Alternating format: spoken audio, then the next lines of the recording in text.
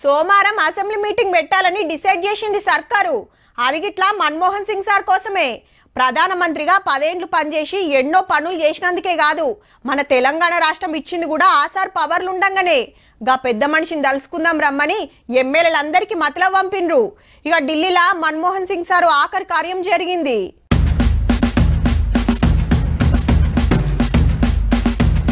Congress head office కు Manmohan Singh sir dead బాడీని తీసుకొస్తే పెద్దలంతా నివాళులర్పించిండ్రు. లీడర్లు కార్యకర్తలు చూసినాక అంతిమ యాత్ర చాలైంది. జవాన్లు అభిమానుల నడుమ 11 కిలోమీటర్లు సాగింది. రాహుల్ సారు రేవంత్ రెడ్డి సారు ఈ బండిలనే కూర్చున్నారు. ఆర్టీఐ అనే ఆయుధం పబ్లిక్ కి వారు ఇచ్చినారని చెప్పి, ప్రతి వారికి చదువు హక్కు ఉండాలని చెప్పి వారు రైట్ టు ఎడ్యుకేషన్ కూడా దేశవ్యాప్తంగా వారు చాలా అగ్రెసివ్ గా పుష్ చేసినారు.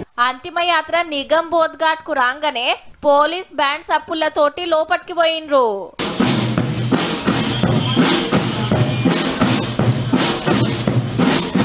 రాష్ట్రపతి, ఉపరాష్ట్రపతి, ప్రధానమంత్రి, సెంటర్ మంత్రులు, ముఖ్యమంత్రులు, సీనియర్లంతా పువ్వుల గుత్తులు పెట్టి తలుచుకున్నారు పెద్ద మనిషిని.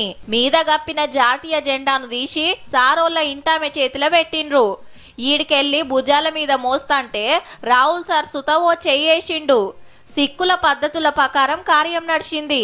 పాత ప్రధానమంత్రికి సెంటర్ గవర్నమెంట్ తరపున జవాన్లు గాల్లెక్ గాల్చిండ్రు.